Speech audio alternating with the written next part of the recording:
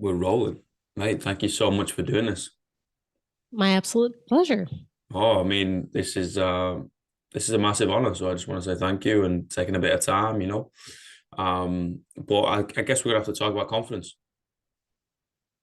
I know a couple things about the subject, you could say. Yeah, yeah, let's do it. It's definitely something thrown around, right? It's like, oh, you need more confidence. Like, oh, it'd be better if you had a little bit more confidence. I guess we're gonna have to start off with your definition of it, and then let's start unraveling this thing. Yeah, so my definition is turning thoughts into actions, which is, I believe, extremely important nowadays in the days of social media, which is this concept that you can see confidence, i.e., you can see someone do a post in a bikini or whatnot, and they look like they have confidence. But that's not confidence. Confidence is being scared to do a post and actioning it, even though you don't know what the results are. So, a good way to think about it is confidence is not the prize you win, it's the fuel to help you to begin. Wow. Nice little rhyme there. I love Mm, rhymes and metaphors. So, the trick is, and I perhaps this is what I want to tell the world is if the whole world were blind, what actions are going to make you proud when you're sleeping with the fishes? What story are you going to have to tell if you were blind? Because I believe it's the actions that we take that make a beautiful life story. Not whether you have a zit or not, not whether, you got denied on, some kind of visual aspect of life. It's really the actions that you take. And I think in a world, especially the world that we're living in now, I heard something, I think it was about a year ago. The standard you walk by is the standard you accept. And I think that's very timely in this kind of day and age where I believe confidence is going to help us not walk by that standard, not walk by things that we don't agree with. And confidence is going to fuel a bit more balance, a bit more equality, a bit more, I guess, balance in the world, which is, I think, very important. mm. I feel like it's touching on acceptance as well, right? It's kind of understanding who we are, our limitations as well as our strengths, and been like, well, I got to get from A to B, and my, the cards that I hold in my hand, notoriously speaking, wouldn't get me to B. It's like, well, we're gonna have to give it a go anyway, and that's showing confidence, right? That's it. Kobe spoke, Kobe Bryant, that is, the late Bryant spoke about this when he was coming through training camp. I believe he was, yeah, quite young, 13, 14. And this one summer, he didn't score a point.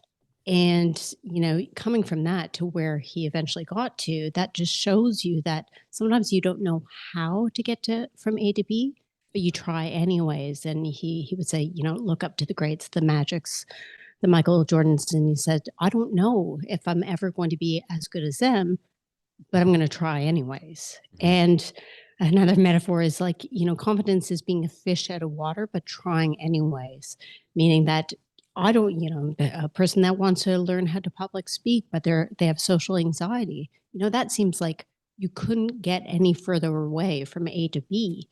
Confidence is that thing that says, I don't know what's going to happen. And maybe things are going to go really, really, really wrong, but I'm going to take the first step anyways. Mm.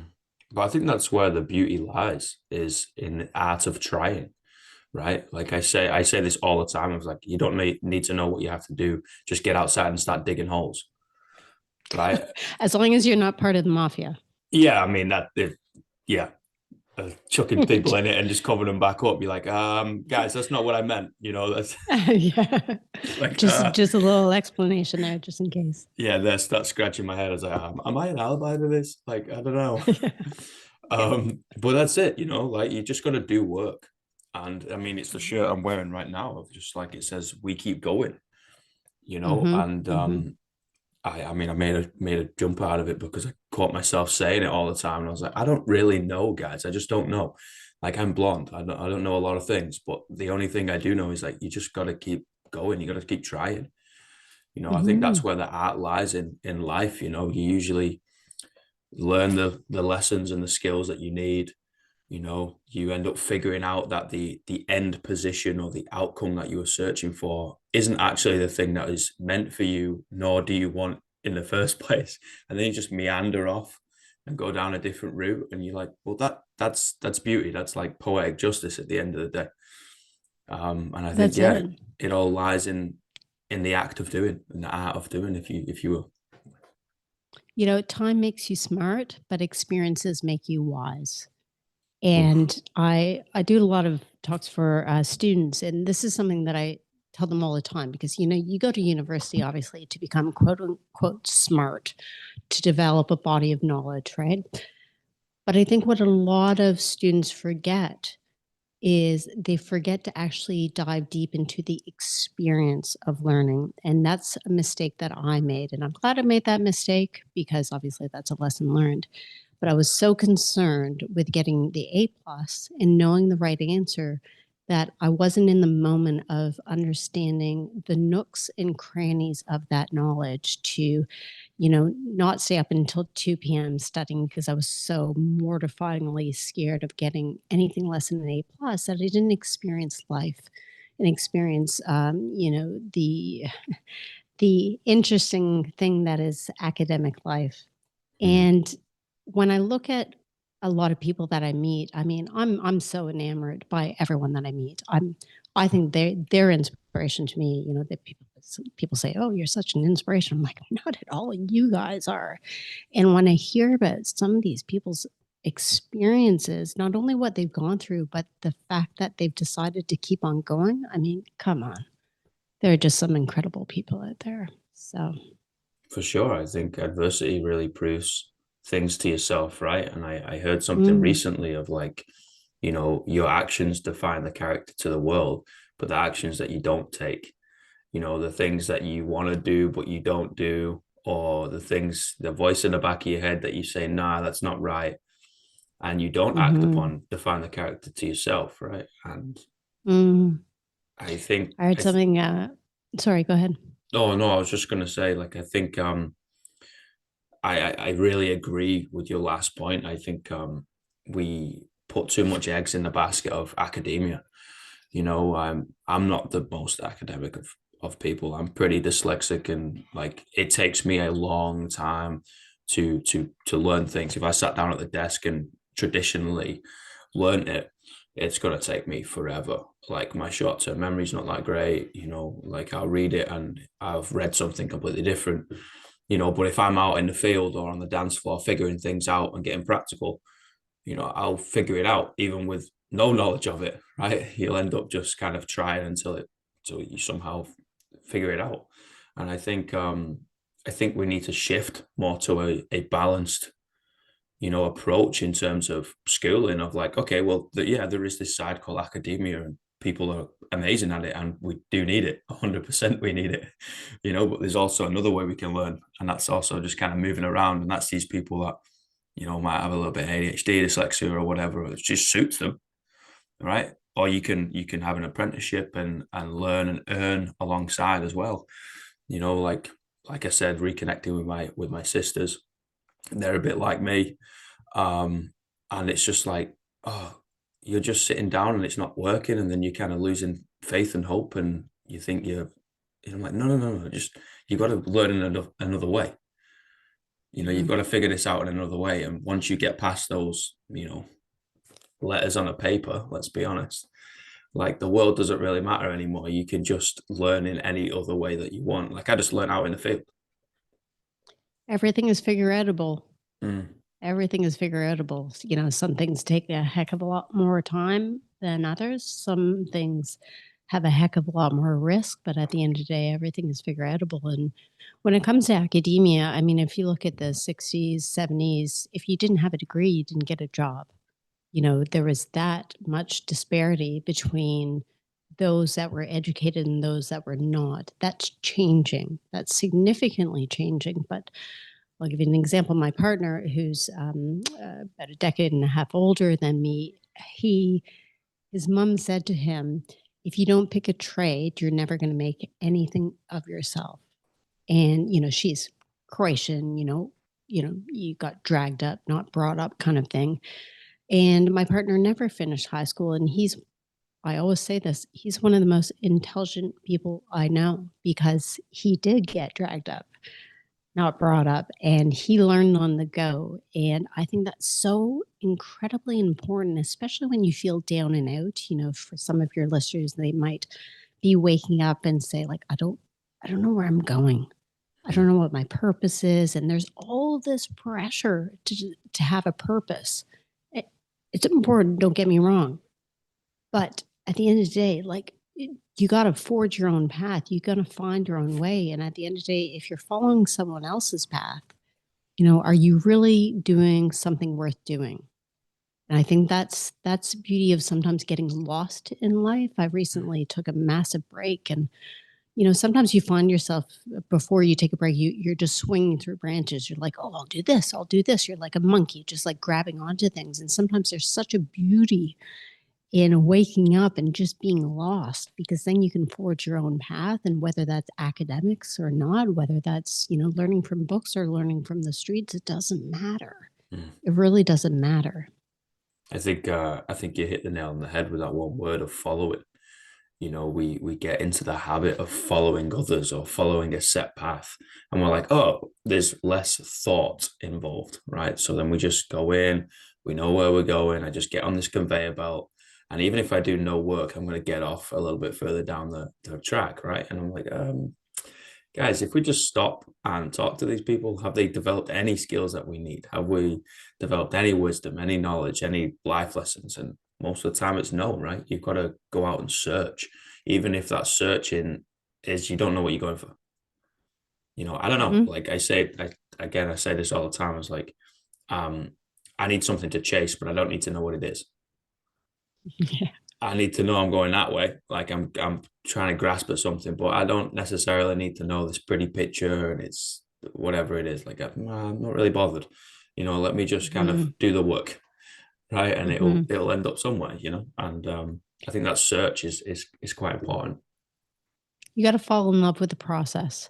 And that's something that literally, I mean, I'm going to be turning 45 next year, and I'm just learning that right now, just now. And the benefit of that is you don't actually care about the outcome so much because you're so impassioned by the process of figuring things out. And that's where I'm at right now. Recently got back into exercise, and prior to this I had severe body image issues, yada yada yada, long story. But at that time I was so focused on the outcome that I was never happy, because it was like this infinite race with no finish line. There was always more muscle to be built, less weight to be carry, less food to eat, and so forth. You would never ever be happy with yourself. And now, even when I did my post grad, it's like, I don't even care what grade I get. I didn't even take any notes. I just listened. And it was the most freeing experience ever. And my grade was still really good. I got a 79, which still pisses me off to this day, because 80 would have been an A, but that's besides the point. I'm okay with that, I guess. No, but falling in love with the process is such a freeing thing. I was speaking with a lady right before this, and she's thinking about changing things up. And I said to her, sometimes you just got to have those shower conversations with yourself and enjoy the process until you figure things out. Oh yeah. Oh yeah. Mm-hmm. Like Mm-hmm. you in the trenches doing your thing, figuring it out is is a really beautiful time. When it's all Mm-hmm. said and done, we all kind of idolize the destination, right? And it's not going to happen like that, because you're going to be stuck into something else. But let's just play devil's advocate. When it's all said and done, right, and you've achieved whatever you wanted to achieve, you're going to get bored. It's going to Mm-hmm. lose its you know it's going to lose its Shine. sustenance to you. Yeah, it's going to lose its Mm-hmm. shine. Exactly. You're going to wake up, is that it? And then the next day it's going to be a little bit less, and you're like, okay, I gotta go do something else. Us human beings are built to work. We need to chase, we need to build, we need to create. And even if that is like, I don't really know what I'm doing, but I'm making like an art sculpture here, It's like great. Like the process of you doing that might tell you what you need to do next, and that might make you go back to university, or that might make you change career or something. But those menial That's stuff, it. like I love chopping logs. Ah, sound like a Canadian. Yeah, I mean we're both from cold places, right? Yeah, yeah, yeah.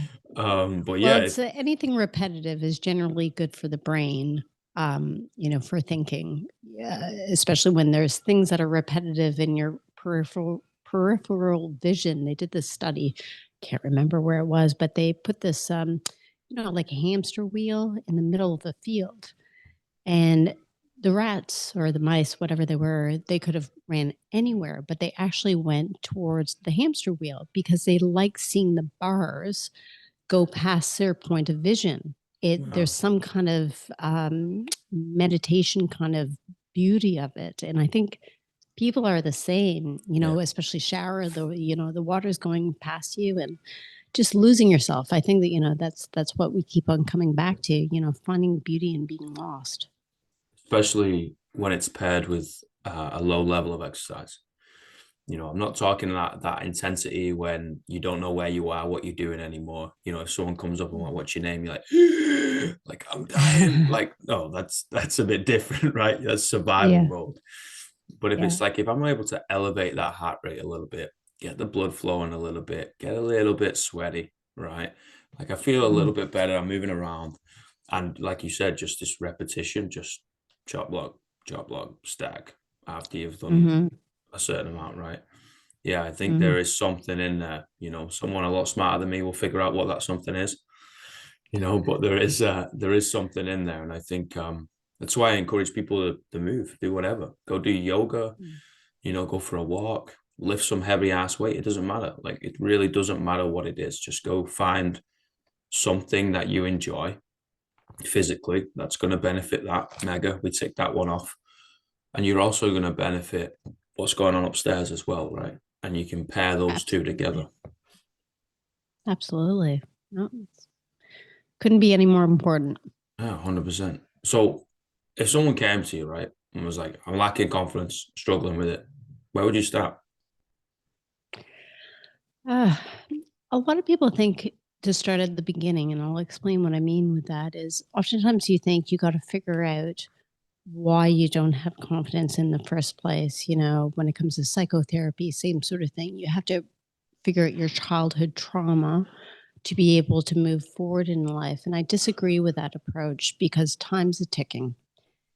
Every single day we're getting one step closer to putting, our foot in that big blocks and having the big sleep. So my question is, if no one were watching, what would you do? And to focus on making that their focus, why is that important to them? Whether it's, asking someone out or asking for a raise or, asking to change jobs or, enter whatever you want to do here and focusing on that because when you start to look at how you get that goal, all of a sudden all the other stories come out with it. And that's when you can start developing your own storyline and, why do you think the way you are? Why do you take actions in the way you are? And finding peace with that. There's a great saying, the curious paradox is that when you accept yourself just as you are, then you can change. Mm, But I think to be able to action things while you figure out who you are, that's pretty gosh darn important. And the only caveat to that is while you're figuring out who you are when you're doing this thing, asking out someone for a date, make sure you're figuring out who you are, not what other people want you to be. And I would say that is the biggest challenge. For example, students in academia, most of the time, I would say 50%, 50%, one in every two people are at university because of their parents, not because of them. So that's an example of a goal that you're getting that you're doing for someone else. No wonder you don't feel confident. You're not doing what lights your fire. You're never going to feel good about yourself. You're never going to trust your actions. So you got to do something for you. This is what I'm doing this year. When I'm posting, I just post. I post mm, what I think is important, not what I think the perfect post is going to be. If you're one of your listeners wants to, I don't know, like a marathon, it doesn't have to be anything like life changing. Like you don't have to become a nun, but marathon, if you never ran before, confidence is taking that first step and going for a walk with a dog. You know what I mean? Like it's just taking action. And when you take action, when you're in the process of making that first step, you're going to start to figure out who you are. Because the more you understand who you are, the more you're going to trust yourself. And let me tell you, when you start trusting yourself, anything, as cliche as it sounds, anything is possible because you back yourself up no matter what. If the shit hits the fan, you're like, you know what? I'm glad I tried, and this is what I learned, and this is what I'm going to do next time. It is the most fulfilling and energizing experience you can ever have in your entire life, ever. The art is in the action, right? Oh God, is it ever? It is ever. I would say, the genius is in the doing, not the thinking. Elon Musk, as an example, if he just thought about developing an electric car, would he be the person that he is today? No, of course not. Thomas Edison, if he just thought about a light bulb and didn't try 1,000 times, and on the 1,001st time try, he got it, wouldn't, I wouldn't have this beautiful ring light behind me. It's about backing yourself up and being that crazy person in the room, flying your freak flag. Another example is, oh gosh, golly, what was his name? This gentleman here in Perth that discovered that it was a bacterial strain that caused ulcers, not stress. And the way he did it was drink the bacteria to prove that that's how ulcers are developed. Everyone thought he was crazy. He was like this mad professor. He got a Nobel Prize. Wow. I think if there's a listener out there that is thinking right now, I just want to do X, but something holding me back. And let me tell you, 99% of the time, you're just holding your back because you're so worried about what other people are going to think. And that is not a way to live. Trust me. Trust me, I did that for many, many years. It sucks. It is so demeaning, so paralyzing. And again, I think Oprah said this, you have a special gift that only you can give the world. And that listener who is thinking, oh God, what are people going to think? What gift are you not giving the world by staying quiet? I love that It's so too much. important. Yeah. I I don't think know if I went off on a bit of a tangent as per usual, no, but no, no, no. Do your thing. That's do your thing. Three mm, words that I throw out at people, probably they get so annoyed at me saying it all the time, but whatever. yeah. It's what I throw at people. It doesn't matter what you do. Like, figure out what it is that you want to do, or if you don't know, great, do something, right? Mm. And just do your thing. And other people will talk. All right, sound like you're gonna go do it anyway. At the end of the day. Yeah. I'm so inspired by people. I mean, the people that have tried to live someone else's life and then they decide one day they wake up and they say, whose life am I living? Mm. And they do something else. I mean, I'm magnified by them. I'm just like, a puppy dog eyes when I listen and learn from them. And it's just, you can see their energy. I'm a science-backed person. Like I used to think energy was woo-woo, but there's undeniable an undeniable feeling when you walk into someone's presence and they are so happy with themselves and they're backing themselves up, even though they might be bankrupt and poor and dropped out. Doesn't matter. Mm. When you back yourself up, my goodness gracious, what an empowering thing. And that's what I want for the world. That's what I want for your listeners, is for them to wake up one day and just say, you know what? I may not be perfect, but I'm me. And that's good enough. Yeah. Like I wrote something one time. I was like, don't be who you think I love. Be yourself, and I learned to love that. Beautiful. And Beautiful. That's so lovely. that's what it should be, right? Like uh I think we're in the same boat here of like everybody who walks past, or if I walk past somebody, I'm like, wow, and I can pick something out, whether it's an energy, whether it's like nice shoes, nice hair, or something so daft like that, right?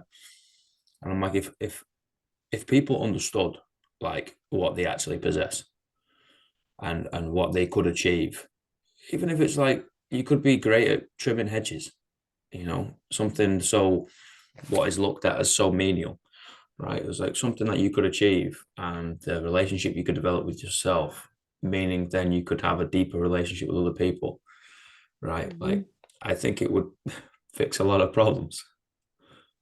Absolutely. Couldn't agree with you more. We wouldn't have to worry about a lot of things. We try and live life for other people, and it doesn't make much sense to me. Maybe because I'm blonde, but I don't know. It just doesn't compute. I'm like 2 and 2 is not 5, guys. Like I'm not the best at skill, but 2 plus 2 is not 5. What are we doing? Like 1984. What? Whatever. Yeah.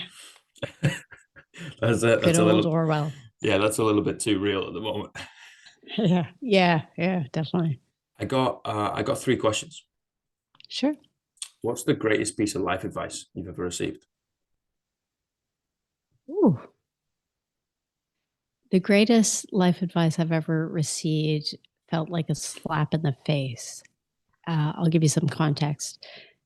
32 years old, I had moved here to Australia, didn't know anyone. I was in my period of life where I was so desperate to be in a relationship. Like I didn't feel happy unless there was a guy that liked me. So as a result, I was stage 5 clinger, like literally scary stage 5, in the sense I would meet a guy, he would show any kind of interest. I'd be like, so when do you want to get married? And, destination, like it was crazy.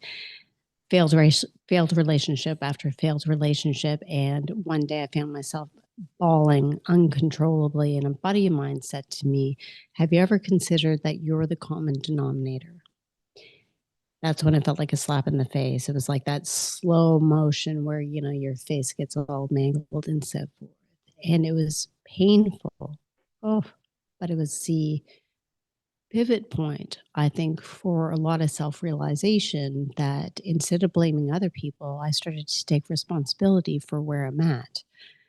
And that's when things started to change. Was it easy? Of course not. It's so much easier to blame others for your problems. Mm. And that's what a lot of people do. And I get it. And that's why when people are not nice or they post, bad comments and so forth, I see that. I'm like, oh, I used to be you. I used to be you. I used to be that angry person that was so angry for where they're at that I used to want to pull other people down. I get it. I see you. And that inflection point really changed a lot of things, changed my relationship. I ended up meeting my partner. And the reason why my partner and I think we have our 10-year anniversary coming up. The reason why we're so good is because at that time I said, I don't want to be in a relationship. Bless you. And I was so, because I kept on, definition of insanity, doing the same things, expecting a different result. It's like things are not going well. And we ended up developing a very, very close relationship. And I was just, dirty laundry, his dirty laundry. We knew each other back front sides, right? Because of that, we see each other. And that's why we're best friends to this day. Mm. So I think even though, oftentimes we think advice is like this beautiful, like Care Bear, where you're going to feel like you're floating on clouds and like, the sunshine's going to come out of your ass and stuff. Sometimes that's okay, but I think it's like the Jewish kind of punch in the face kind of advice. I think if you're ready for it, it's the fastest way to change. Yeah, and necessary. Mm-hmm, mm-hmm, You mm-hmm. know, But it's timing. Life is about timing, I think. And I think if I would have gotten that advice even 6 months before that, I don't know if it would have stuck. Mm. And just to give a tiny bit more context, because I think it's important for your listeners, is at the time I was seeing a psychologist. And I think that's key. I think it's key for me to have heard that, but also to have been held, and I like using that analogy, held by a psychologist, because it's kind of like holding a baby, right? You don't want to squeeze them too tight, you don't want to drop them. She was holding me in that space while I figured things out. I think that was really important. Mm. Yeah, it's frowned upon, and it's definitely something I want to explore in the future. Of like Mhm. whether it's counseling, psychologist, or something. It's just like, okay, let's embark on this journey, and see what we unravel, see where we end up. Maybe we Mhm. just talk shit and have a great time, but And either sometimes or. that's listen, I went through so many psychologists. I mean, I had one that basically said, "Do you not remember you've already told me that?" And I was like, "Okay, guess this is not working out." I had one fall asleep on me. Mm, And eventually, the psychologist that I found was a 6'4" bald dude that we could not have anything less in common. And I remember the last session that I had with him, I asked him if I could hug him because he completely changed my life. So sometimes you just don't know. I keep on telling people, this is also for, listening to motivational stuff. Some stuff is going to stick. You're going to just feel like you're drinking out of water fountain. But, when it comes to psychologists, it's like dating. Keep on trying until you find the one that's right for you. mm, Timing. mm. Mm. What's the worst piece of life advice you ever received? You can't help people and make money at the same time. Mm, Uh, the reason why that sticks out is because I kind of agree with it in a way, because I find it very difficult to charge people when I help them. And that's why I got out of consulting, because I hated charging people. So she was kind of right in a way. So I don't know if I want to backstep on my choice there, but maybe I'm going to backstep. Was that the worst piece of advice? Maybe it was a worst piece of advice because it was actually true. I don't know. Oh gosh, the other thing that someone told me is, it's your duty to have children, Oy. and yeah, I thought that was, maybe we'll go down that rabbit hole. I think that someone's easier. I thought that was a interesting one because I don't have any kids. I have my partner has 2 kids, and I mean, gosh, I couldn't have picked a better 2 stepdaughters. They're awesome. Like, they've totally changed my life. But I thought that was interesting, and that's another example of when you're hurting, you try to bring someone down. So that's a bit of a topic. Mm. It's your duty to have kids. Wow. That's Yeah, wow. yeah, yeah. Bit of a political one, but uh, I think, in that regard, I think a lot of things are changing for women in the sense that, whether you have to have children or not. But I think there still is that stereotype out there for women who are pregnant, saying, "Oh, you're just about to pop," and "Oh, wow, you're really big," and there's still this whole thing that women are just made to reproduce, and therefore we can comment on them as much as we like, and hopefully that's going to change more quickly than it has in the past. Yeah, I think the quicker we realize that if we like to comment on one side, it is actually just one side of a coin, and if you just flick it over, there is actually another side to be had, and another perspective to hold. I think the quicker we're going to come to some sort of a middle ground and an agreement on a lot of issues. I'm just like, yeah, okay, there may be that side, but there is also another fucking side, So it's not like, oh, it's all dictatorial one way. I was like, nah, guys, come on, we've tried that, didn't take us very far. How about Yep. we try a different approach now? And I think, as we circle back to confidence, what you were saying there, I think what's really important for people is not just to stay in their own echo chamber. Mm. So we need to force ourselves to listen to opinions that we disagree with, because wouldn't we want the same respect from them? If we expect other people to listen to our opinion, then we should have the same respect for them. It doesn't mean that we agree with them. When we're talking even about like bad advice and so forth, sometimes it is good to listen to bad advice. You can have your opinion. That's getting back to that whole experience. Experience makes you wise. Listening to others makes you wise. I think is terribly important. Me too. Last question. What are the 3 words you'd tell your younger self? Just do it. Mm. Maybe it's because I like Nike. Nike, if you're listening, I want to be sponsored. No, I'll take half the sponsorship, or a second one if you want to dish out too. yeah, Why not? just do it, because the thing is, there's so many things that I didn't do because I was so worried about what people would think about, think about me, or I couldn't get it perfect on the right time, on the first time. I will always remember this. It's weird what you remember as a kid. I remember I danced ballet, and we had this guest dancer come in, and it was like this beautiful kind of African dance. And I sat on the side while my whole class, participated. And my teacher was like, "Why don't you want to do it?" And I can't remember what excuse I made up, but I remember this is 35 years ago, at least, probably even more. And I just remember thinking, I'm not going to be able to get the dance right, so I shouldn't do it at all. And that's why, perhaps, much to my partner's chagrin, I always dance nowadays. Like, I could be in the middle of the grocery store and like Vogue Madonna comes on, watch out. Like, let me tell you, I leave nothing to chance. Like the full move, I got it down pat. I will like dance in front of other people. I will never ever do that to myself again. If if I'm given an opportunity, I say yes. Just do it, because that's the beauty of life. Because what's the worst thing that could happen? Unless you kill a nun, you're a pretty good person, right? That's the worst thing that could happen is you kill a nun. So just